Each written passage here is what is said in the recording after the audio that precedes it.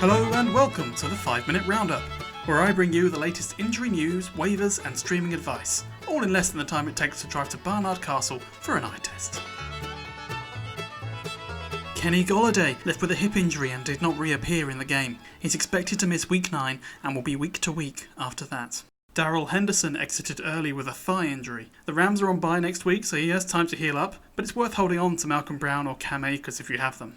It's that time again. Which 49ers running back injury did you have this week? If you were bold enough to pick Coleman coming fresh off IR, you progress to the next round and a chance to win the speedboat.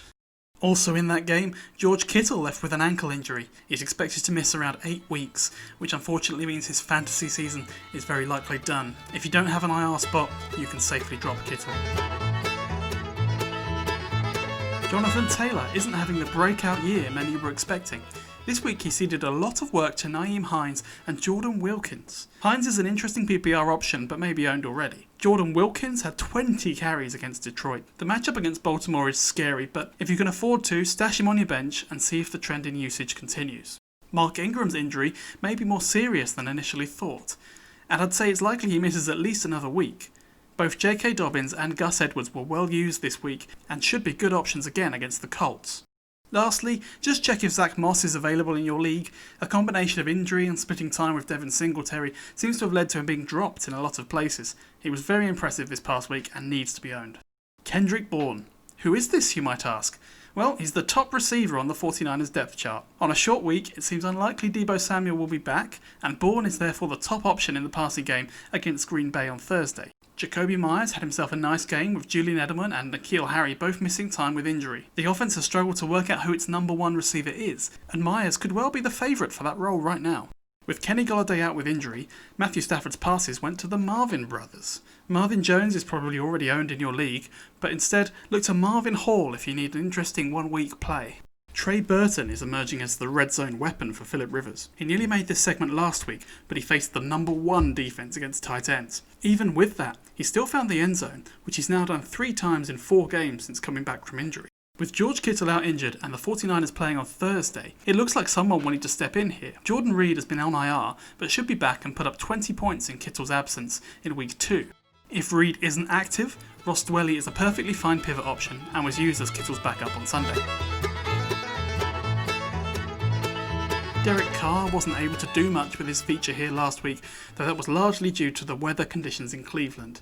He'll be in a dome this week against the Chargers, so no risk that happens again. Over the last 4 weeks, the Chargers have given up the second most points to fantasy quarterbacks, second only to the Raiders. This is going to be a shootout. Matthew Stafford hasn't been having a stellar season, as the Lions insist on trying to run Adrian Peterson down the throats of defences for a 1-yard gain. But Stafford is fresh off a 3-touchdown, 330-yard performance, and should be set to continue against the Vikings, who give up the 3rd most points to fantasy quarterbacks. This last one is definitely a hot take, but if you're really struggling, you can probably stream Drew Lock. Under pressure against the Chargers, he pulled his team into an impressive comeback. He gets the Falcons this time around, who have been better lately but still a very porous defence. There's a lot of risk here though, as Drew has only been over 15 points once this year, so this is an in case of emergency, break glass situation. The 49ers are a banged up offense, without half their running back core and now likely without Jimmy Garoppolo and George Kittle on a short week. The Green Bay Packers are an excellent streamer this week. The Jags have announced a quarterback change for week 9, with 6th round rookie Jake Luton likely in place of the injured Gardner Minshew. I don't care that the Texans are the 2nd worst fantasy defense this year, the matchup is too good. I'd start Luton Town against Jake Luton. We've been here before. When the Giants and the football team played in week 6, I advised streaming both of them, and the Giants got you 14 points. Line them up again this week, and in a pinch you could take the Washington side too.